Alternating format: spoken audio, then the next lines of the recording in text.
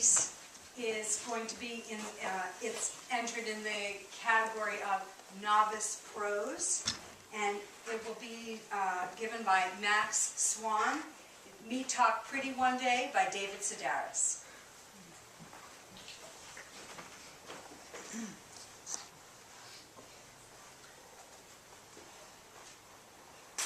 Nowadays, it's quite rare for the average American Joe to be conversant in another language. Really, it's quite rare for the average anyone from anywhere to be fluent.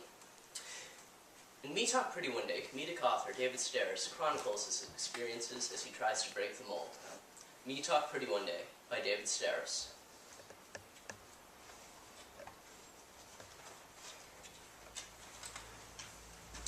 At the age of 41, I'm returning to school and have to think of myself as what my French textbook calls the true debutante.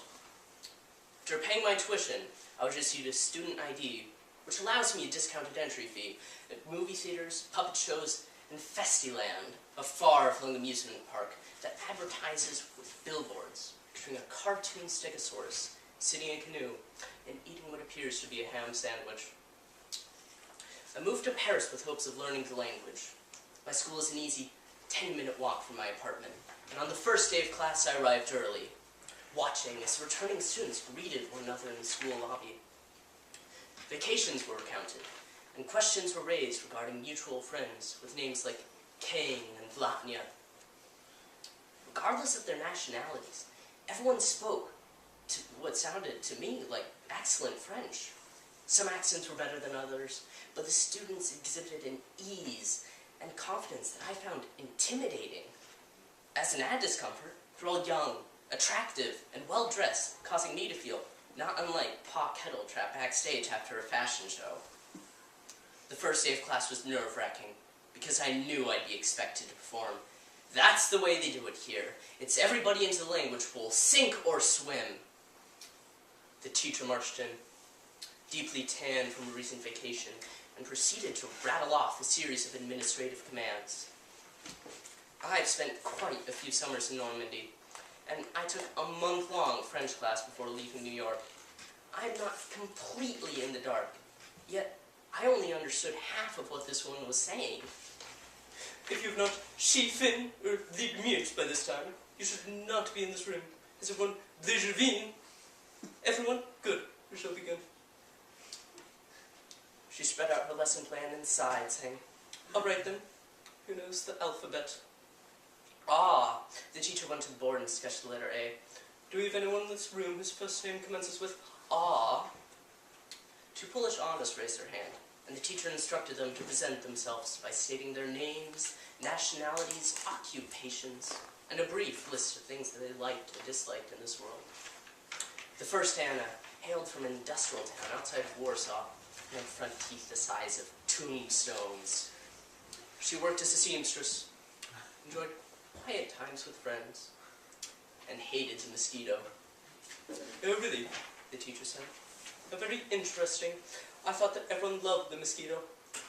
But here, in front of the world, you claim to detest him. How is it that we've been blessed with someone as unique and original as you? The seamstress did not understand what was being said, but knew that this was an occasion for shame. Her raggedy mouth huffed for breath, and she stared down at her lap, as though the appropriate comeback was stitched somewhere alongside the zipper of her slacks. The second Anna learned from the first, claimed to love sunshine and detestable eyes. It sounded like a translation of one of those Playmate of the Month data sheets. The answers always written in the same loopy handwriting. Turn-ons, mom's favorite farm alarm chili. Turn-offs, insecurity and guys who come on too strong. The two Polish girls surely had a clear notion of what they loved and hated, but like the rest of us, they were limited in terms of vocabulary, and this made them appear less than sophisticated. The teacher forged on, and we learned that Carlos, the Argentine bandoneon player, loved making sex with the women of the world. Next came a beautiful young Yugoslav, who identified herself as an optimist, saying that she loved everything that life had to offer. The teacher licked her lips, revealing a hint of the sauce box that we would later come to. She crouched low for her attack, placed her hands on the young woman's desk, and leaned close, saying, "Oh yes, and do you love your little war?" Well, Hopton struggled to defend herself. I scrambled to think of an answer to what had obviously become a trick question. How often is one asked, and then publicly ridiculed, for the question, what you like or dislike in this world? More, I recall my mother, flushed with wine, pounding the tabletop one night, saying, "Love, I love a good steak cooked rare. I love my cat. I love..."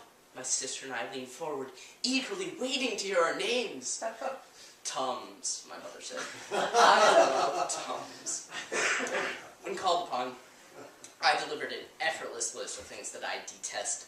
Blood sausage, intestinal pats, brain pudding. I learned these words the hard way. Having given it some thought, I then declared my love for IBM typewriters, the French word for bruise, and my electric floor waxer. It was a short list, but still, I managed to mispronounce IBM and assign the wrong gender to both the floor waxer and the typewriter. The teacher's reaction led me to believe these mistakes were the capital crimes in the country of France. "What do you want with this bloody say?" she asked. "Even if the Ruiz knows that the typewriter is feminine?" I absorbed as much of her abuse as I could, thinking but not saying that I find it ridiculous to assign a gender to an inanimate object which is incapable of disrobing and making an occasional fool of itself. Why refer to Lady Crackpipe or good Sir Dishrack when these things could never live up to all that their sex implied? The teacher proceeded to belittle everyone, from German Eva, who hated laziness, to Japanese Yukari, who loved paintbrushes and soap. We didn't know it then, but the coming months would teach us what it was like to spend time in the presence of a wild animal, something completely unpredictable. Her temperament was not based on a series of good and bad days, but rather good and bad moments. "I hate you," she said to me one afternoon. Her English was flawless. "I really, really hate you." Call me sensitive, but I couldn't help but take it personally. My fear and discomfort crept beyond the borders of the classroom and accompanied me out into the wide boulevards, stopping for coffee, asking directions, depositing money in my bank account. All of these things were out of the question, as they involved having to speak. When the phone rang, I ignored it. If someone asked me a question, I pretended to be deaf. I knew my fear was getting the best of me when I started wondering why they don't sell cuts of meat in vending machines. My only comfort was the knowledge that I was not alone. Huddled in the hallways, making the most of our pathetic French, my fellow students and I engaged in the sort of conversations commonly overheard in refugee camps. Sometimes we cry alone at night. That be common for I, also. But be more strong, you. Much work, and someday you'll talk pretty. People start loving you soon. Maybe tomorrow, okay? Fall arrived when it rained every day, meaning now we would be scolded for the water dripping from our coats and umbrellas. It was mid-October, and the teacher started me out saying, "Every day spent with you was like having a cesarean section." It struck me that, for the first time since arriving in France, I could understand every word that someone was saying. "You exhaust me with your foolishness and reward my efforts with nothing but pain. Do you understand me?" The world opened up, and it was with great joy that I responded, "I know the thing you speak exact now. Talk me more, you. Plus, please, plus."